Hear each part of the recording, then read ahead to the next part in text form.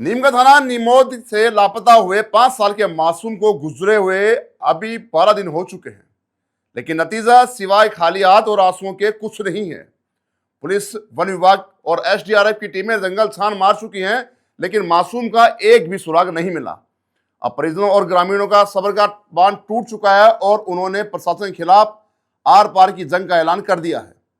मामले को लेकर सीकर एसपी प्रवीण नुनावत ने परिजनों पर भी जांच करने की बात कही है। नमस्कार, आप देख रहे हैं एमटीवी रास्ता न्यूज और मैं हूं आपके साथ संदीप अग्रवाल। नीम का थाना स्थित नीमोद के हिंगलाज माता मंदिर से लापता 5 वर्षीय मासूम का मामला अब बेहद गर्म हो गया है। 12 दिन बीत जाने के बाद भी जब पुलिस के हाथ खाली रहे तो सोमवार को ग्रामीणों और सर्व समाज के लोगों ने एक महापंचायत बुलाई। इस बैठक में न सिर्फ आक्रोश फूटा बल्कि प्रशासन को सीधे शब्दों में 48 घंटे का अल्टीमेटम भी दे दिया गया। ग्रामीणों ने साफ चेतावनी दी है कि अगर 2 दिन में बच्चा नहीं मिला तो उपखंड कार्यालय का घेराव किया जाएगा और एक बड़ा आंदोलन शुरू होगा, जिसकी समस्त जिम्मेदारी सरकारी तंत्र की होगी। इस महापंचायत में बड़ी संख्या में ग्रामीण और सामाजिक प्रतिनिधि शामिल हुए। इस दौरान पूर्व विधायक ने प्रशासन की कार्य प्रणाली पर गंभीर सवाल उठाए हैं। पूर्व विधायक रमेश खंडेलवाल ने कहा है कि 12 दिन बीत जाने के बाद भी बच्चे का सुराग न मिलना बेहद चिंताजनक है। सर्वसम्मति से यह निर्णय लिया गया है कि यदि प्रशासन 2 दिन के भीतर बच्चों को सकुशल परिजनों तक नहीं पहुंचाता तो उपखंड कार्यालय का घेराव कर उग्र प्रदर्शन किया जाएगा। इस बैठक में सरपंच जय सिंह खादरा, सरपंच दुर्गा सिंह, पैप सिंह और इलाके के कई गणमान्य लोग और सैकड़ों की तादाद में ग्रामीण मौजूद एकत्रित रहे, जिन्होंने एकजुट होकर जल्द से जल्द कार्रवाई की मांग की और ज्ञापन सौंपा।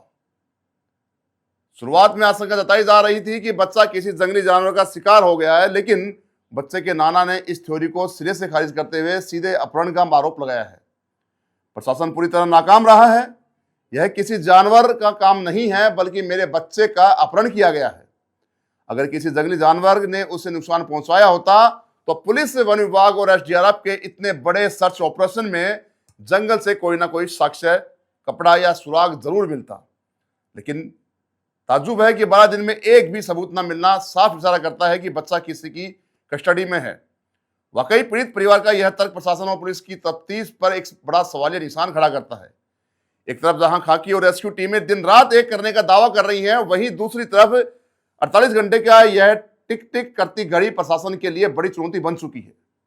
अब देखना यह होगा कि क्या इन दोनों दिनों में पुलिस मासूम को ढूंढ पाती है या फिर नीम का थाना एक बड़े जन आंदोलन का गवाह बनेगा।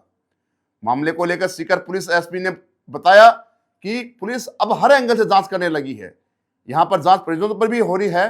वहीं पर बीएसएफ डॉग स्क्वाड टीमें लाने के सवाल पर एसपी नुनावत ने बताया कि बीएसएफ के उच्च अधिकारियों से बात हुई है, जिन्होंने भी राजस्थान पुलिस के डॉग स्क्वाड की टीमों पर ही अपने से ज्यादा भरोसा जताया है। तो चलिए हम आपको एक एक करके नीम थाना के पूर्व विधायक रमेश खंडेलवाल और सीकर एसपी प्रवीण नायक से हुई बातचीत को सिलसिलेवार सुनाते हैं। हेलो सर, एसपी सीकर बात कर रहे हैं प्रवीण जी? हाँ जी प्रवीण सर, मैं संदीप अग्रवाल बात कर रहा हूँ एमटीवी रास्ता न्यूज चैनल जयपुर से। जी बताइए। सर एक्चुअली एक मामला है, गंभीर विषय है कि 12 दिन से नीम थाना का एक बच्चा भावेश लापता है और प्रशासन लगातार सर्च कर रहा है अपनी, लेकिन बावजूद इसके 12 दिन बीत जाने के बाद भी पुलिस के हाथ खाली। क्या सर दिक्कत क्या आ रही है, क्या विशेष से बताएं थोड़ा सा। दिक्कत ये है कि फॉरेस्ट जो है बहुत डेंस फॉरेस्ट है सर, और हमारा क्या है अभी 12 थानाधिकारी और 4 सीओ अलग अलग सेक्टर में चेक कर रहे हैं। जैसे बहुत ज्यादा डेंस फॉरेस्ट है, वो चेकिंग चल रहा है। इसके साथ साथ एसडीआरएफ की टीम चेकिंग कर रही है, ड्रोन द्वारा चेकिंग किया जा रहा है। जैसे पूरे फॉरेस्ट जो है वो बहुत बड़ा फैला हुआ है और क्या कुछ एरियाज में एक्सेसिबल भी नहीं है जी। तो हमारे डॉग स्क्वाड के साथ भी पूरा सर्च कर रहे हैं। लेकिन सर अभी कल ही हाल फिलहाल पूर्व विधायक रमेश खंडेलवाल ने आंदोलन की चेतावनी दी है, प्रशासन को अल्टीमेटम दिया है 48 आवर्स का, और उनका एक आरोप अभी भी ये भी है कि डॉग स्क्वाड की टीम में बीएसएफ के जवान, बीएसएफ के डॉग स्क्वाड की टीम में बुलाने की बात कही गई, लेकिन उनके नाम पे केवल एक डॉग्स, फीमेल डॉग्स को लाके छोड़ दिया और जो 100 मीटर से आगे जा नहीं पाई।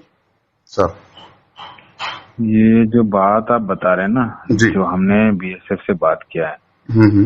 बीएसएफ के जो डॉग हैं हम्म। उनके पास कोई ऐसे डॉग नहीं है कि ये ऐसी चीजें ढूंढ के लाए।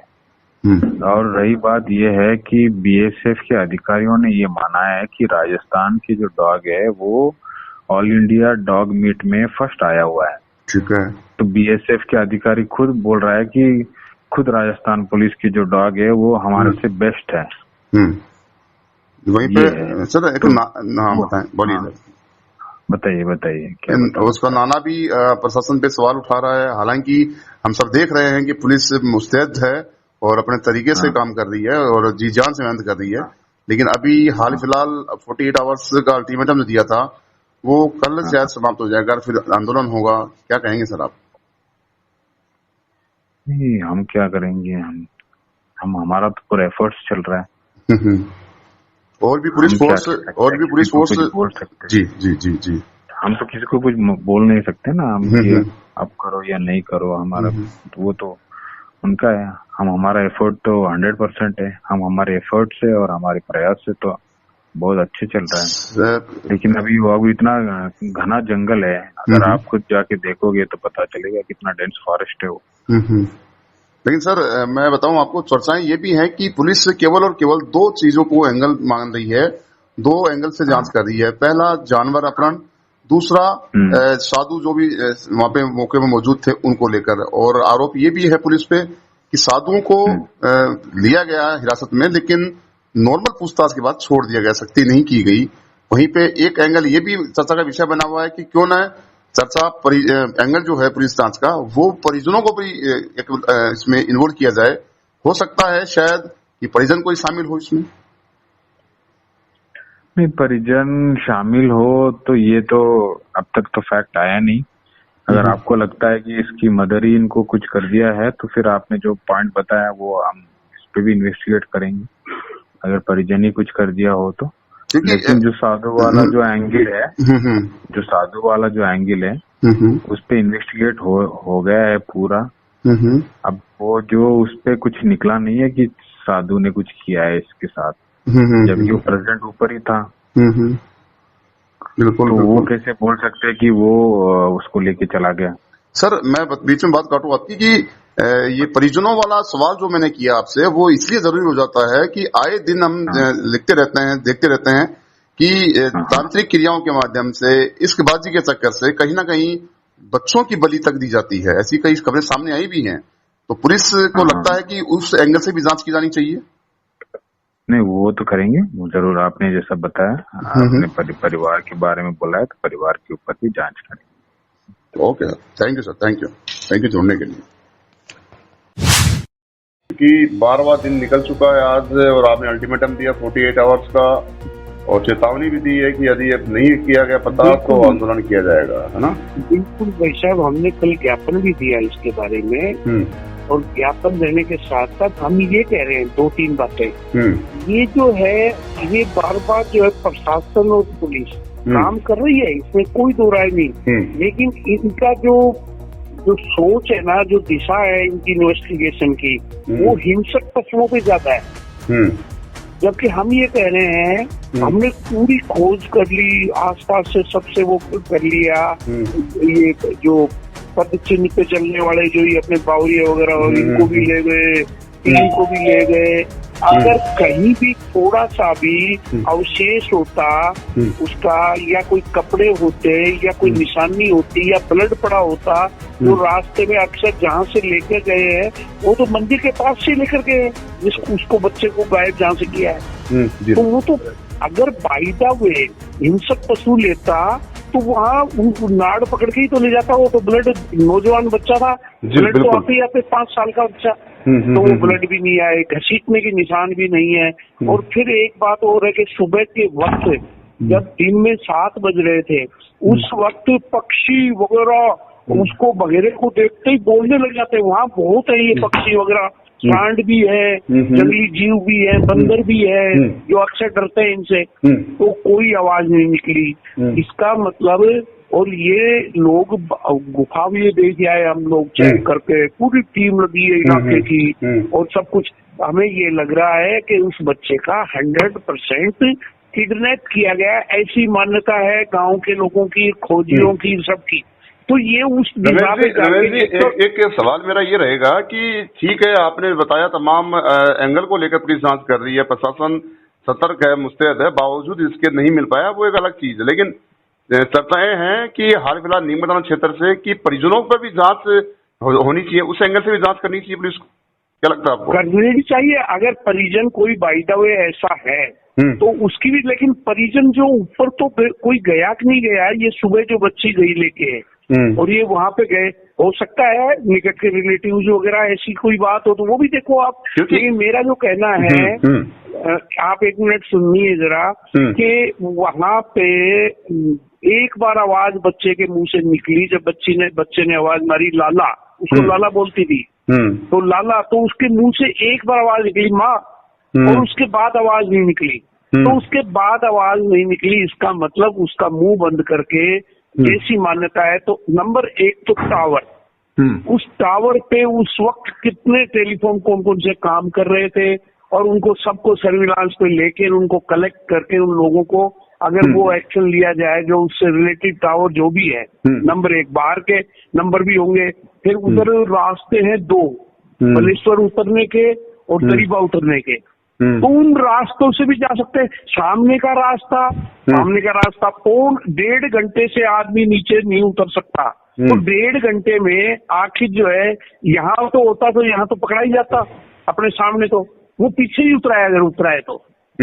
बिल्कुल बिल्कुल बिल्कुल। तो ये कहने का मतलब 1 नंबर। नंबर 2, 2 लड़के आए हुए थे पहले दिन, 2-3 लड़के, वो 2 औरतें और आई थी उस मंदिर में पहले दिन, उनसे ये कह रहा था, उनके जो हाथ में बच्चे को पकड़ के चल रहे थे ना, ये बच्चा हमें दे दो, हम ले चलेंगे। उन्होंने कहा बूढ़ी माई ने नहीं मैं नहीं दूंगी बच्चा। तो वो जो है वो ऊपर जाने की बजाय वो एक बहुत संदेशपद है, उनको कहीं आइडेंटिफाई नहीं कर पाए ये लोग, या कहीं जो है उनको ढंग से, एक ये जो यहाँ जो पुजारी है जो इस माता का, वो शराबी है, शराब पीने वाला है, वाहियात भी उसके शौक हैं, और उसके जो है ना उसकी भी जांच नहीं की गई कि उसकी जांच की जाए। वो दिल्ली में भीख मांगता था, क्या करता था, और फिर यहाँ आके उसका क्रिमिनल हिस्ट्री है क्या है, उसके किसी थाने में मुकदमे है नहीं है, तो उससे ही पता लग जाएगा कि वो किसी जानकार को लाया हो, और फिर इस बच्चे को जो है ना मुंह बंद करके और थोड़ी देर में जो है ना सामने की तरफ से उतार के ले गए हो, या फिर मुंह सुंगा के ऑलरेडी जो है ना ऐसी कोई योजना हो जो बच्चा जो मानव तस्करी वाले लोग हैं। रमेश जी आप सही कह रहे हैं, लेकिन एक चीज ये भी तो है कि कई बार आए दिन सुनने में आता है कि आज के जमाने में जादू टोना तांत्रिक क्रियाएं ज्यादा होती है, तो उसके आधार पे भी कहीं ना कहीं सामने आते हैं ऐसे केसेस की बच्चों की बलि तक दी जाती है, अर्पण किया जाता है। तांत्रिक से संबंधित ये बाबा जी भी था, इसके पास एक कागज मिला है जिसमें तंत्र के मंत्र भी लिखे हुए हैं, इसके सिराने एक जो ये होता है ना, ये जो सुहागन को वो एक जेवर पहनाते हैं, उसको क्या कहते हैं, वो सुहाग के जो सामग्री होती है, सिंदूर, वो सिंदूर टीका, वो टीका, वो एक औरत का इसके सिरहाने मिला है, और वो है तो नकली, लेकिन इसका स्टैंडर्ड जो होगा वैसा ही तो मिलेगा काम। बिल्कुल बिल्कुल। तो वो भी मिला है इसके बाबा जी के। तो बाबा जी को के साथ शक्ति नहीं बरती गई अब तक, ये भी एक कारण रहा। और बाबा जी के पास में जो लोग आए उनसे जो है, और उसके अलावा जो स्क्रैच करनी थी, एक एसपी साहब कहकर गए थे कि हम बीएसएफ के कुछ लोग और बीएसएफ के कुत्ते ला रहे हैं, वो इमीडिएट बता देंगे। अब इतने दिन हो गए, बताओ, वो बीएसएफ के ना कुत्ते लाए गए ना कुछ और लाया गया। वो एक कुत्ती आई थी थोड़े दिन अकेली, वो सूंघ कर जो गई कम से कम 100 मीटर 50 मीटर आगे तक, उसके बाद आगे नहीं जा पाई। तो वो इसका मतलब वो आगे कहीं गए भी नहीं।